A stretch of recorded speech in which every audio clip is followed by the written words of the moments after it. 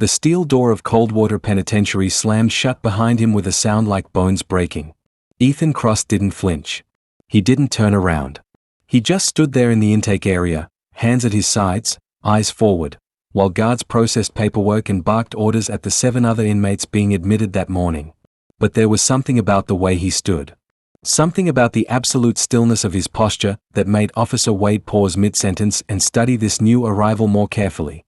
Most fresh inmates came in one of two ways. Either terrified, eyes darting around like trapped animals, or aggressive, puffing up their chests, trying to establish dominance before they even reached the yard. Ethan Cross was neither. He was calm. Not the false bravado of someone pretending not to be scared. Not the resignation of someone broken by the system. Just calm. Like he'd been expecting this moment his entire life. Officer Wade had been working Coldwater for 19 years. He processed over 4,000 inmates through these doors. And something in his gut told him that Ethan Cross was different from every single one of them. That this quiet man with the wedding ring tan line on his left hand and the 1,000-yard stare was about to change everything inside these walls. He was right. That first night, in the darkness of cell block D, while 600 inmates settled into their bunks and the prison fell into its uneasy rhythm, Ethan Cross lay perfectly still with his eyes open, counting the seconds until lights out, mapping the sounds of the facility, memorizing the patterns of guard movements he could hear echoing through the corridors. Because Ethan Cross hadn't been caught. He'd surrendered. On purpose. To a judge who happened to send 87% of his cases to Coldwater. After committing a crime calculated specifically to guarantee a 5 to 8 year sentence in maximum security.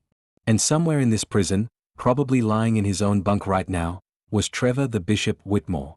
The man who had orchestrated the fire that killed Ethan's wife Maya and their son Daniel. The man who had made sure the fire department received the call 11 minutes too late. The man who had walked away clean because he'd committed the perfect crime from inside these very walls, using connections on the outside to settle a debt Ethan didn't even know he owed.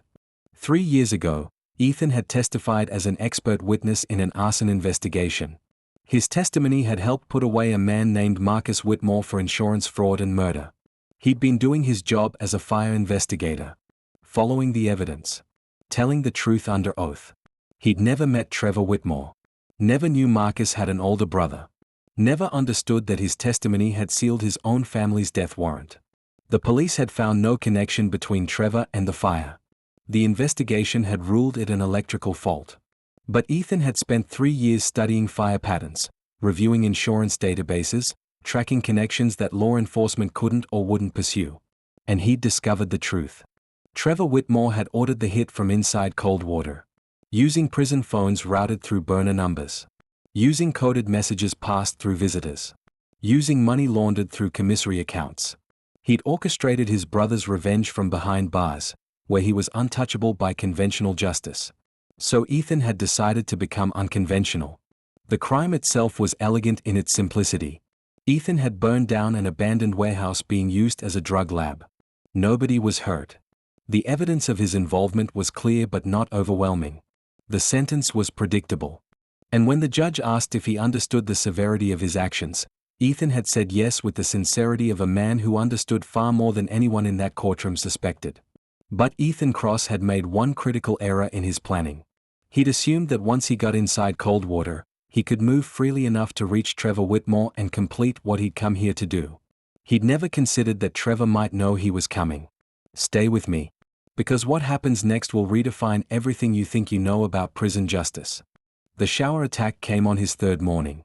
Ethan was alone under the water spray, eyes closed against the soap, when he felt the shift in air pressure that meant bodies were moving fast toward him. His military training from 15 years ago kicked in before his conscious mind registered the threat. He pivoted left, felt the blade pass within inches of his ribs, and drove his palm into someone's solar plexus hard enough to drop them instantly. 2 more attackers. Both coming from blind angles. Both carrying shanks wrapped in cloth to hide them from the cameras. Ethan didn't think. Didn't plan. Didn't hesitate. His body moved with the muscle memory of someone who'd spent 6 years in force recon before becoming a fire investigator. Someone who'd survived ambushes in Fallujah and Kandahar. Someone who'd been trained to turn any environment into a weapon. The first attacker went down with a broken jaw. The second one's wrist snapped like a dry twig when Ethan disarmed him. The third man, smarter than his companions, dropped his shank and backed away with his hands raised, recognizing that he was dealing with something far more dangerous than a random civilian who'd gotten unlucky with the system. Ethan stood there under the running water, blood mixing with soap and water, circling the drain, and looked at the three men on the tile floor. Not with triumph. Not with satisfaction. Just with the calculating assessment of someone evaluating whether a problem had been solved or merely postponed. "Trevor sent you," he said quietly.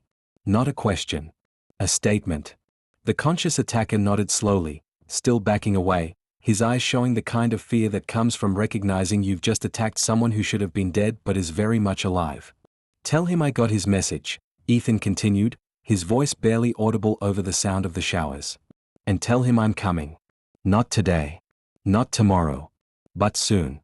And when I do, there won't be any cameras to witness it. There won't be any guards to intervene.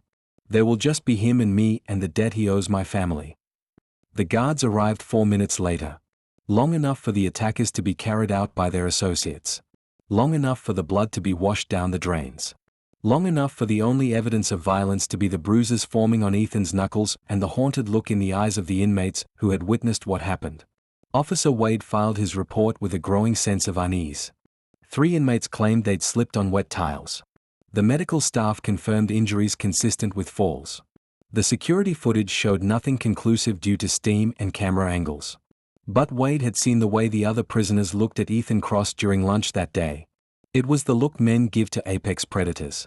Respect mixed with fear mixed with the understanding that something fundamental had shifted in the ecosystem of Cell Block D. That afternoon, Ethan received his first visitor. Not a lawyer. Not a family member. Someone unexpected.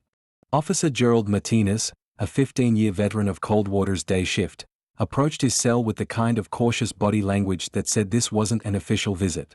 "Cross," Martinez said quietly, glancing down the corridor to make sure no one else was listening. "You need to understand something about Trevor Whitmore." Ethan moved to the bars but didn't speak. His silence was its own kind of invitation.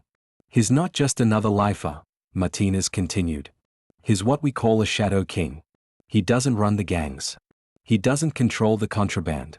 He does something much more sophisticated. He brokers agreements between factions. He's the man people come to when they need problems solved that can't be solved through violence." "Why are you telling me this?" Martinez's jaw tightened. "Because 3 years ago, my daughter was killed by a drunk driver. The driver was connected to people Trevor does business with. The case got dismissed on a technicality. And every day I come to work and see that Soner Fabich reading his books and playing chess like he's at a country club instead of maximum security." Ethan understood immediately. "You want me to do what you can't. I want you to understand that if you're here to settle accounts with Trevor Whitmore, you're not alone in wanting that balance restored. But you need to know what you're up against. He's got protection at every level. Guards on payroll. Administrators looking the other way. Inmates from 6 different gangs who owe him favors.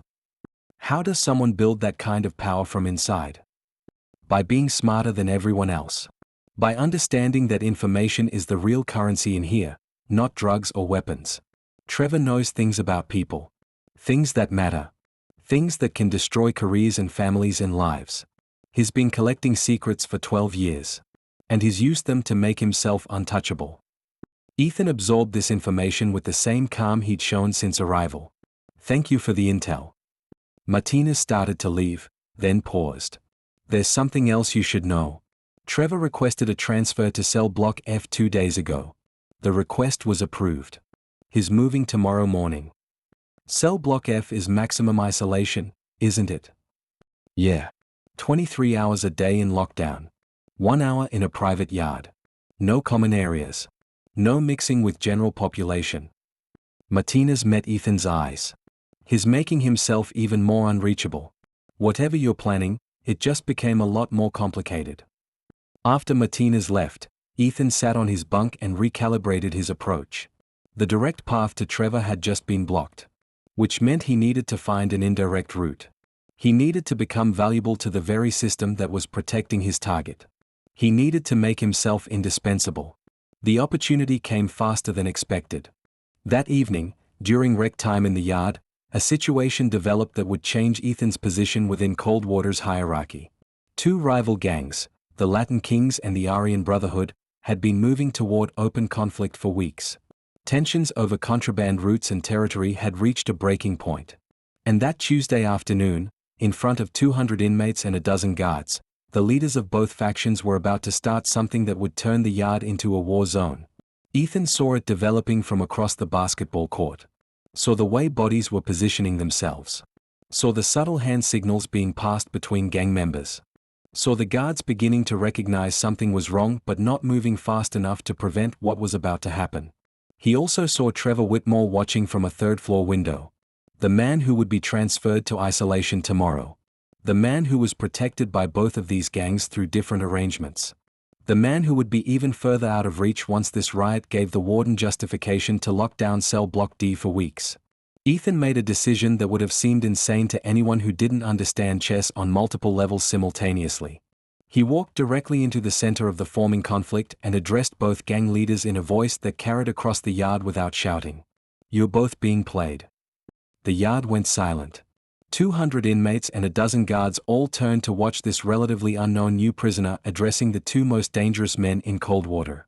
Luis Cuchillo Martinez, the Latin King's leader, spoke first. His voice was silk over razors. "You got about 5 seconds to explain why I shouldn't have my people teach you about minding your own business." "Because Trevor Whitmore set this up," Ethan said calmly.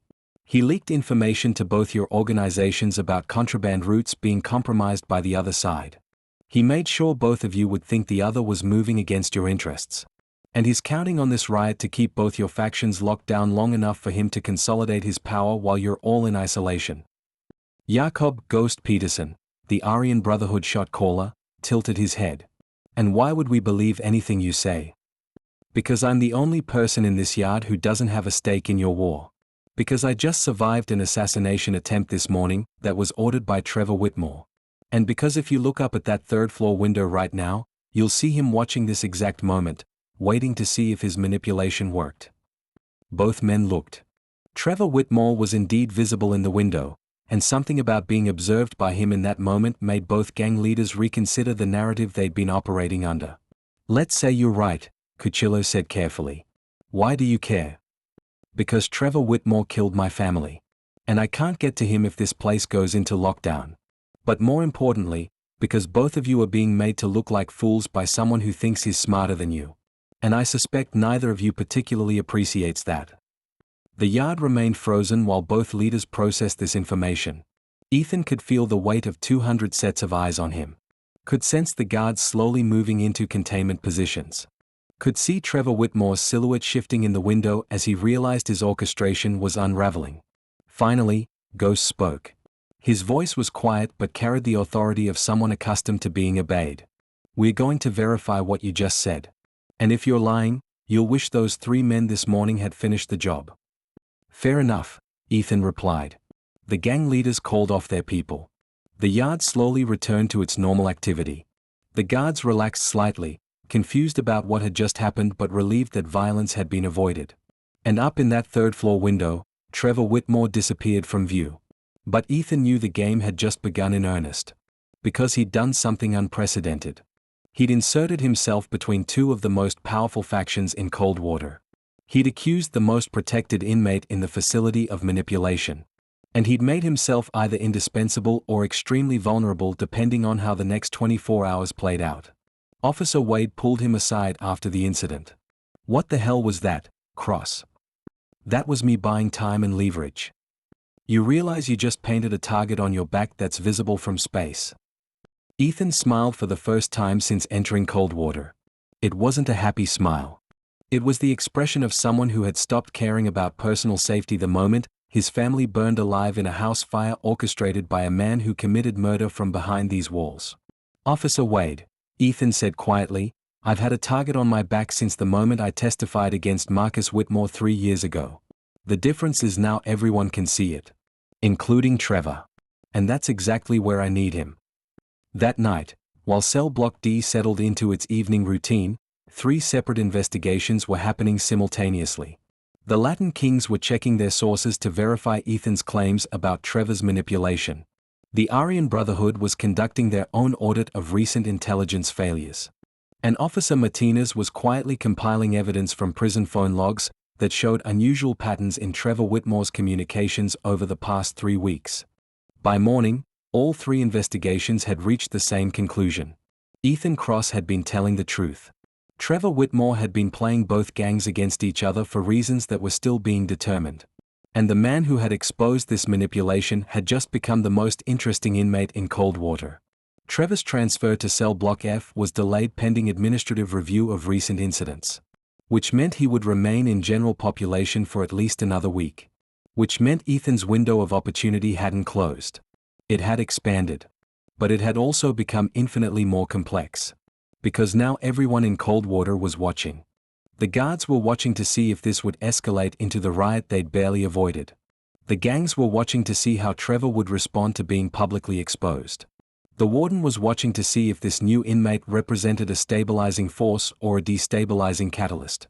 And Trevor Whitmore was watching Ethan Cross with the focused intensity of a chess master who had just realized his opponent was playing 3 moves deeper than he'd calculated. The first move came during lunch the next day. Ethan was carrying his tray from the service line when an inmate he didn't recognize approached with the kind of deliberate casualness that screamed message delivery. "Trevor wants to meet," the messenger said quietly. "Library. 3 o'clock. Come alone." Ethan nodded once and continued to his table. He ate methodically, not because he was hungry but because maintaining routines was essential to avoiding the kind of stress responses that got people killed in environments like this. His mind was already calculating the risks and opportunities of a direct meeting with Trevor Whitmore. The library at Coldwater was located on the 2nd floor of cell block C. It was one of the few spaces where inmates from different blocks mixed semi-freely. 2 guards usually monitored the space, but the sight lines were poor due to tall bookshelves, and there were multiple blind spots where conversations could happen without being overheard. Ethan arrived at exactly 3 o'clock. Trevor was already there, sitting at a table in the far corner with a worn copy of Machiavelli's The Prince open in front of him. The symbolism was so obvious it would have been comical if it weren't for the fact that Trevor Whitmore was genuinely one of the most dangerous men Ethan had ever encountered. Trevor looked different from the photos Ethan had studied during his 3-year investigation. Prison had aged him. There was gray in his temples that hadn't been there before. Lines around his eyes that spoke to years of stress and calculation. But his eyes themselves were sharp and intelligent and completely lacking in warmth. "Mr. Cross," Trevor said without looking up from his book. "Please sit." Ethan took the chair across from him but remained silent. Let Trevor make the first real move. "You've caused me an unusual amount of difficulty in a very short period of time," Trevor continued, still not making eye contact. "I'm trying to decide whether that represents incompetence on my part or genuinely impressive preparation on yours." "It's both," Ethan replied. "You underestimated how much I'd be willing to sacrifice to get close to you. And I overestimated how difficult it would be to disrupt your operations once I was inside." Trevor finally looked up. His eyes met Ethan's with the kind of direct assessment that most people found uncomfortable. "You're here because of your family. Because you blame me for the fire." "I don't blame you. I know you ordered it. I spent 3 years tracking the connections. Following the money. Mapping the communications. You made one mistake. You used a contact named Richard Serra to coordinate the timing with the fire department. Serra died in a motorcycle accident 6 months after my family burned. But before he died, he told his priest about what he'd done. And that priest eventually told me." "Ah yes. Father Donovan. Guilty conscience and all that. I heard he'd violated the sanctity of confession. Unfortunate for him. Also unfortunate for you, because it led you to commit a crime that put you in here with me, where I control literally every aspect of what happens to you." Ethan leaned back in his chair. "You controlled every aspect." Past tense. "After yesterday, both the Latin Kings and the Aryan Brotherhood are reconsidering their relationships with you. After this morning, when Officer Martinez's investigation into your phone patterns gets passed up to the warden's office, you're going to have a lot less administrative protection. And after today, when word spreads that you and I had a private meeting in the library, every inmate in this facility is going to be wondering what kind of deal we made. By morning, All three investigations had reached the same conclusion. Ethan Cross had been telling the truth. Trevor Whitmore had been playing both gangs against each other for reasons that were still being determined. And the man who had exposed this manipulation had just become the most interesting inmate in Coldwater. Trevor's transfer to cell block F was delayed pending administrative review of recent incidents. Which meant he would remain in general population for at least another week. Which meant Ethan's window of opportunity hadn't closed. It had expanded. But it had also become infinitely more complex. Because now everyone in Coldwater was watching. The guards were watching to see if this would escalate into the riot they'd barely avoided. The gangs were watching to see how Trevor would respond to being publicly exposed. The warden was watching to see if this new inmate represented a stabilizing force or a destabilizing catalyst. And Trevor Whitmore was watching Ethan Cross with the focused intensity of a chess master who had just realized his opponent was playing 3 moves deeper than he'd calculated. The first move came during lunch the next day. Ethan was carrying his tray from the service line when an inmate he didn't recognize approached with the kind of deliberate casualness that screamed message delivery. "Trevor wants to meet," the messenger said quietly. "Library. 3 o'clock. Come alone." Ethan nodded once and continued to his table. He ate methodically, not because he was hungry but because maintaining routines was essential to avoiding the kind of stress responses that got people killed in environments like this. His mind was already calculating the risks and opportunities of a direct meeting with Trevor Whitmore. The library at Coldwater was located on the 2nd floor of cell block C. It was one of the few spaces where inmates from different blocks mixed semi-freely. 2 guards usually monitored the space, but the sight lines were poor due to tall bookshelves, and there were multiple blind spots where conversations could happen without being overheard. Ethan arrived at exactly 3 o'clock. Trevor was already there, sitting at a table in the far corner with a worn copy of Machiavelli's The Prince open in front of him. The symbolism was so obvious it would have been comical if it weren't for the fact that Trevor Whitmore was genuinely one of the most dangerous men Ethan had ever encountered. Trevor looked different from the photos Ethan had studied during his 3-year investigation. Prison had aged him. There was gray in his temples that hadn't been there before. Lines around his eyes that spoke to years of stress and calculation. But his eyes themselves were sharp and intelligent and completely lacking in warmth. "Mr. Cross," Trevor said without looking up from his book. "Please sit." Ethan took the chair across from him but remained silent. Let Trevor make the first real move. "You've caused me an unusual amount of difficulty in a very short period of time," Trevor continued, still not making eye contact. "I'm trying to decide whether that represents incompetence on my part or genuinely impressive preparation on yours." "It's both," Ethan replied. "You underestimated how much I'd be willing to sacrifice to get close to you. And I overestimated how difficult it would be to disrupt your operations once I was inside." Trevor finally looked up. His eyes met Ethan's with the kind of direct assessment that most people found uncomfortable. "You're here because of your family. Because you blame me for the fire." "I don't blame you. I know you ordered it. I spent 3 years tracking the connections. Following the money. Mapping the communications.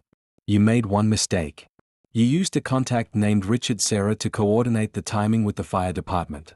Serra died in a motorcycle accident 6 months after my family burned. But before he died, he told his priest about what he'd done. And that priest eventually told me." "Ah yes. Father Donovan. Guilty conscience and all that.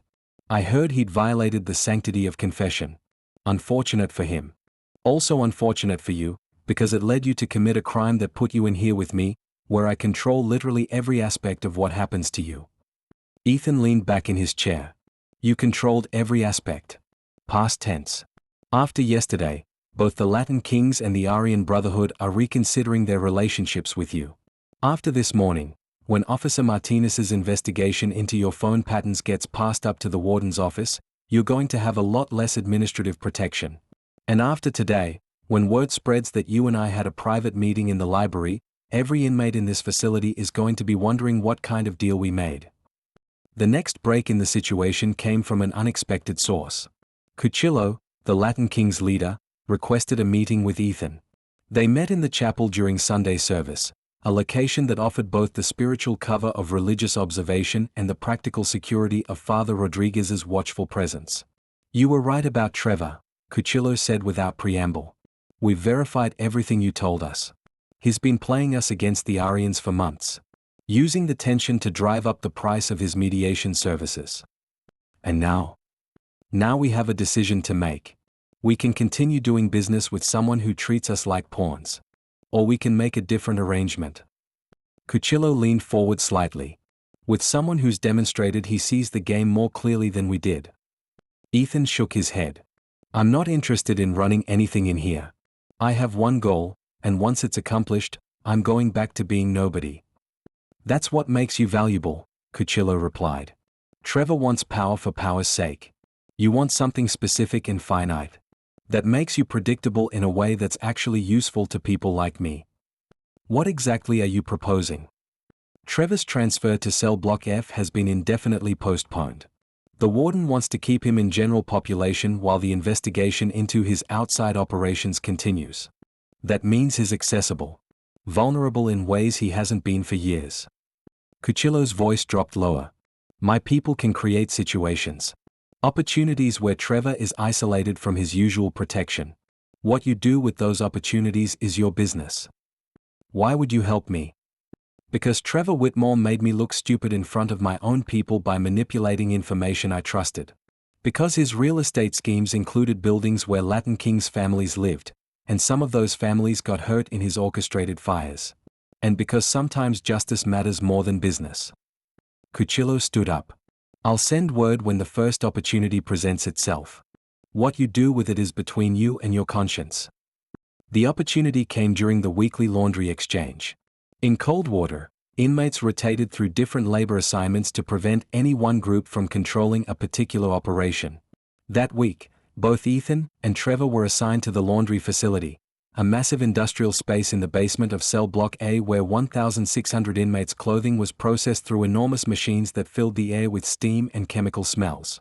The laundry was supervised by 2 guards, but the visibility was poor due to steam and the constant noise of machinery made verbal communication difficult. It was one of the few places in Coldwater where inmates could move semi-freely without being constantly observed. Ethan received word through Cuchillo's network that Trevor would be alone in the folding area at exactly 2:17 p.m., when both guards were scheduled to be checking in new inventory at the receiving dock. The window would be approximately 4 minutes before anyone could respond to an incident. 4 minutes. Long enough to say what needed to be said. Long enough to do what needed to be done. Long enough to balance scales that had been tilted against justice for too many years. But as Ethan moved through the steam-filled laundry facility toward the folding area, he realized that Trevor Whitmore wasn't alone. He was standing with Officer Martinez. And both men were waiting for Ethan with expressions that suggested this encounter was going to unfold differently than anyone had planned. Mr. Cross, Trevor said, his voice barely audible over the machinery. Officer Martinez has been sharing some interesting information with me. Information that changes the nature of our relationship considerably. Martinez looked uncomfortable. His body language was tense, defensive. Cross, I need you to understand something. Trevor didn't just kill your family. He's been orchestrating fires across 3 states for years. Insurance fraud. Real estate manipulation. Dozens of deaths. And he's been doing it all from in here by using the same connections that protect him. I know, Ethan replied. I've known for 3 years. That's why I'm here. No, Martinez said urgently. You don't understand. I've been building a case against Trevor's outside network for 8 months. Federal prosecutors are ready to move. But they need someone who can testify to Trevor's methods. Someone who understands his operations from inside. Someone who's been documenting his patterns. Trevor smiled. It wasn't a pleasant expression. And that's where things get interesting, Mr. Cross. Because Officer Martinez has just made me a proposal. If I cooperate with the federal investigation, provide details on my outside contacts and organizational structure, I can negotiate a deal that moves me out of maximum security into federal witness protection. Ethan felt something cold settle in his chest. And you came to tell me this why? Because I wanted you to understand that your vengeance is about to become worthless, Trevor replied. Even if you could somehow get to me in here, even if you managed to avoid the consequences, even if you accomplished whatever you came to this place to accomplish, I win. I get to leave. I get to disappear into a new identity with federal protection. I get to live comfortably somewhere while you rot in here for nothing. Martinez spoke up. Unless you help us make sure that doesn't happen. How? By becoming a witness yourself. By testifying to everything you've learned about Trevor's operations. By helping us build a case so solid that no deal can save him. Martinez's voice was urgent. You came here for justice. Real justice.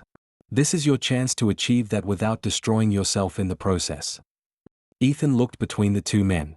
Trevor, smiling with the confidence of someone who believed he just checkmated his opponent. Martinez, desperate to salvage years of work and prevent a monster from escaping consequences. And in that steam-filled basement, surrounded by the noise of industrial machinery and the weight of impossible choices, Ethan made a decision that would define everything that followed. No, he said quietly. Both men stared at him. No? Martinez repeated. Cross, this is your chance. To participate in a system that failed my family from the beginning. Ethan interrupted. To trust prosecutors and federal deals and witness protection? The same system that let Trevor operate for years? The same system that couldn't connect the dots until after 11 people were dead? No. Trevor's smile widened. Then you've lost, Mr. Cross. Because I'm walking out of here in 6 months, and there's nothing you can do about it. Actually, Ethan said, and his voice carried a quality that made both men take a step backward. There's exactly one thing I can do. He reached into his pocket and pulled out a small digital recorder. The kind that inmates weren't allowed to possess. The kind that represented a serious violation of facility rules. The kind that Trevor's people would have found if they'd searched Ethan's cell with anything approaching thoroughness. For the past 3 weeks, Ethan continued, I've been documenting everything. Every conversation. Every deal Trevor's made. Every favor he's called in. Every connection he's used to maintain his power in here. Including the names of guards on his payroll. Including the details of how he coordinated my family's murder. Including his admission, recorded during our library meeting, that he ordered multiple fires as part of a real estate fraud scheme. He pressed play.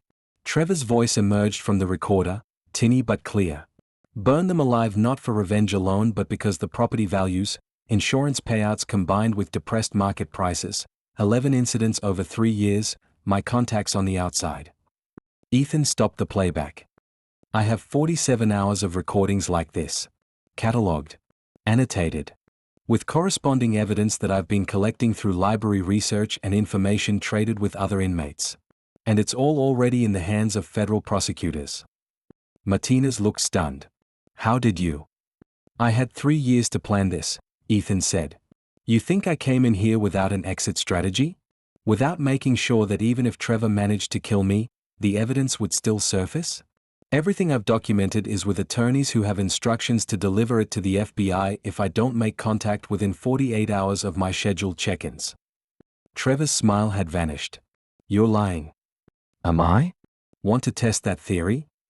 Ethan moved closer, his voice dropping to barely above a whisper. Here's what's actually going to happen, Trevor.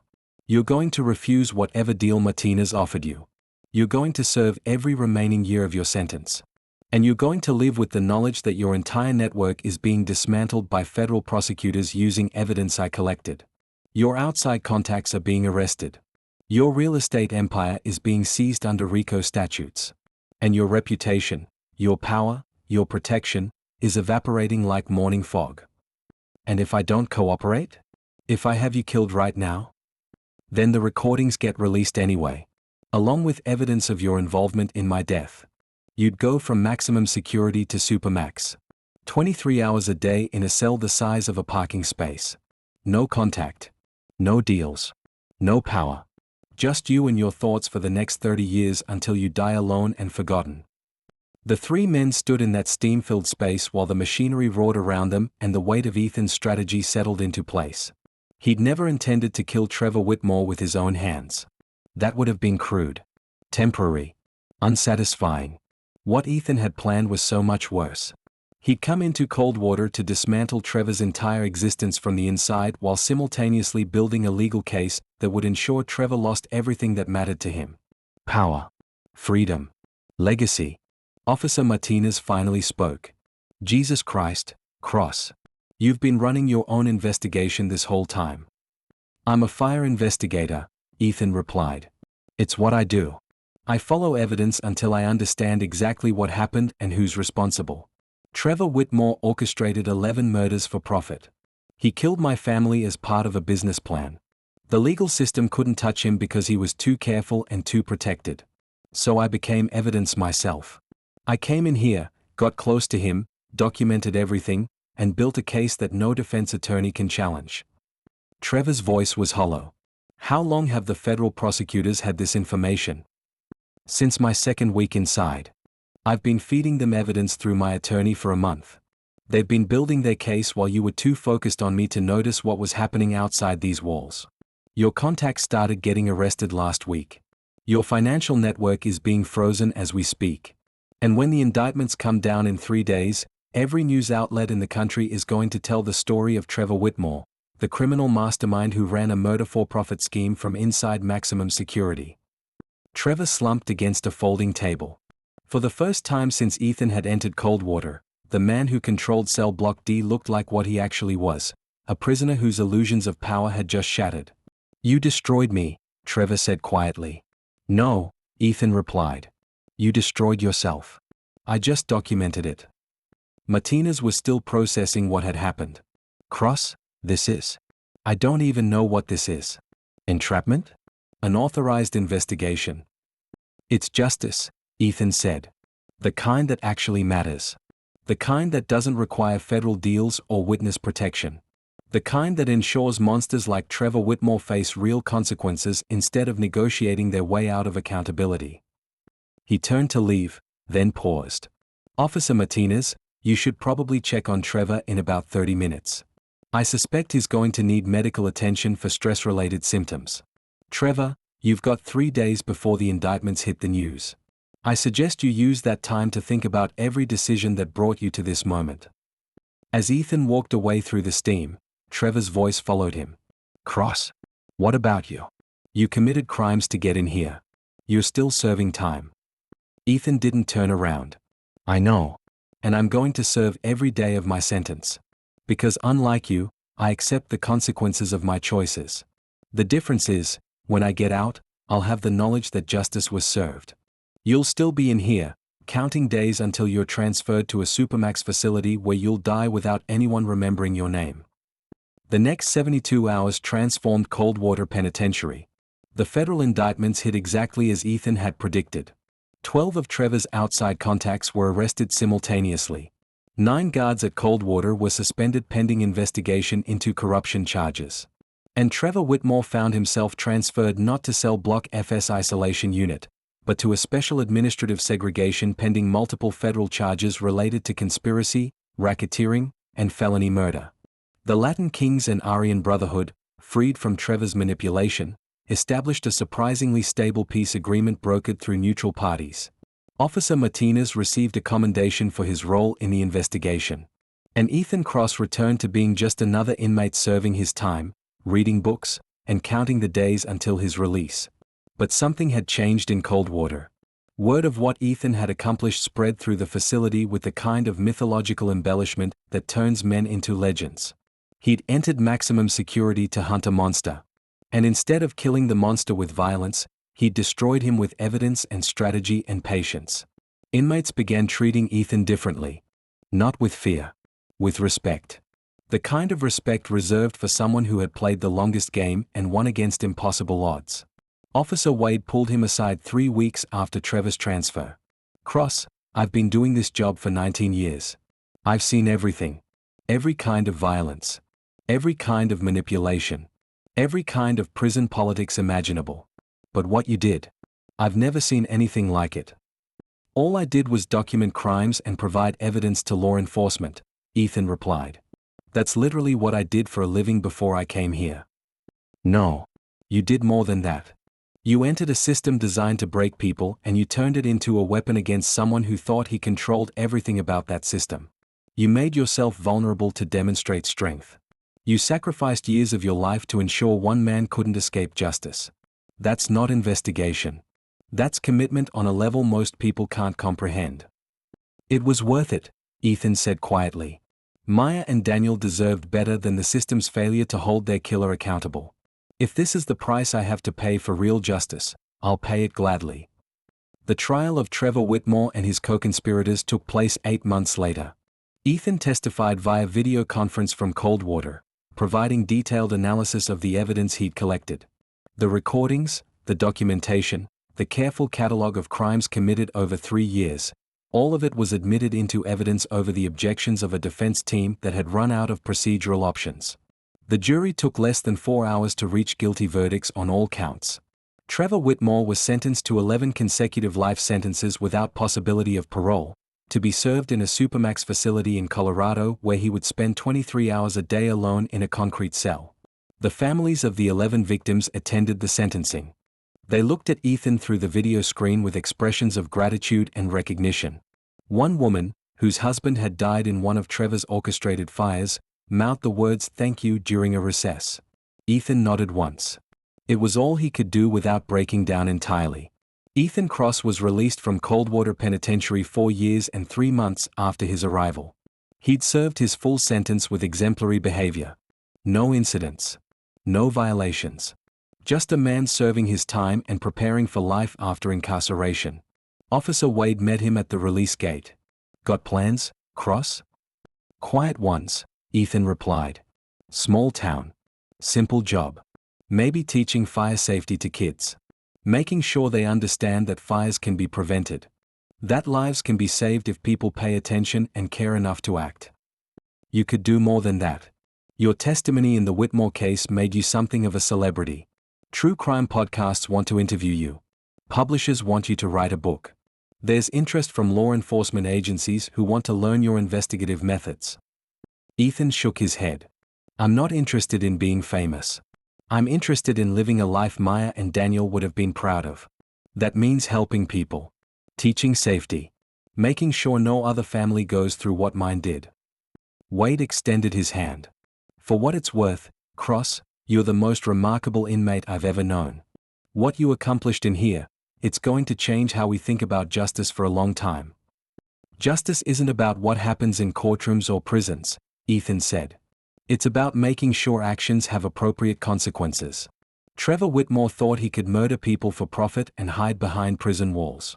I proved him wrong. That's all. As Ethan walked away from Coldwater, he felt something he hadn't experienced in 7 years. Not happiness, that was probably lost forever along with his family. But something like peace. The debt had been paid. The scales had been balanced. And Trevor Whitmore would spend the rest of his life in isolation, remembered only as a cautionary tale about the limits of institutional power. 3 months after his release, Ethan received a letter forwarded from Coldwater. It was from Trevor Whitmore, written from his supermax cell in Colorado. "You were right. This is worse than death. 23 hours alone with nothing but memories and regrets. No power. No control. No one to manipulate or influence. Just silence and concrete and the knowledge that I destroyed myself by underestimating a man whose only weapon was patience. I wanted you to know that. I wanted you to understand that your vengeance was more complete than anything violence could have achieved. You didn't just beat me. You erased me from existence while I'm still alive to experience that erasure. I don't expect forgiveness. I don't deserve it. But I thought you should know that Maya and Daniel are remembered. When I close my eyes in this cell, I see their faces. I hear their voices. And I understand, finally, what I took from the world when I ordered their deaths. You won, Mr. Cross. In every way that matters, you won. And I will spend whatever time I have left in this concrete box living with that defeat." Ethan read the letter once, then burned it in his sink, watching the ashes swirl down the drain. He didn't need Trevor's acknowledgement. Didn't want his regrets or revelations. All Ethan needed was the knowledge that somewhere in a concrete cell in Colorado, a monster was learning that some debts could never be negotiated away. That some crimes demanded prices beyond what legal systems typically extracted. And that a quiet fire investigator from Portland had proven that justice, real justice, belonged to those who were patient enough and committed enough to ensure it was served. Ethan Cross had entered prison to destroy a man who thought himself untouchable. And he'd succeeded by being smarter, more strategic, and infinitely more patient than anyone had believed possible. The story of what happened at Coldwater Penitentiary became legend within the corrections system.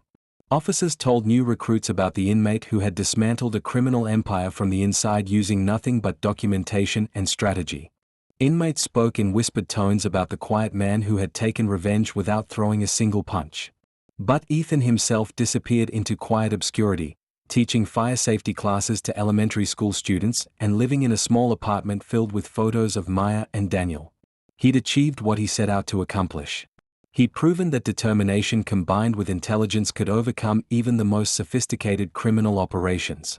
And he'd done it all while honoring the memory of a woman who had believed people could be better than their worst impulses and a boy who had dreamed of growing up to help people in need. The debt had been paid in full.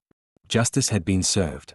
And Ethan Cross, the most dangerous man who ever walked into Coldwater Penitentiary, could finally rest knowing that he'd kept the only promise that truly mattered. He'd made sure his family's deaths meant something. That their murders hadn't been just another unsolved tragedy lost in bureaucratic failure. That Trevor Whitmore would pay every possible price for what he'd taken from the world. In the end, that was all Ethan had ever wanted. Not happiness. Not closure. Just the cold certainty that evil, no matter how protected or powerful, could still be held accountable by someone determined enough to ensure justice prevailed. And in a supermax cell in Colorado, Trevor Whitmore lived with that reality every single day for the rest of his natural life.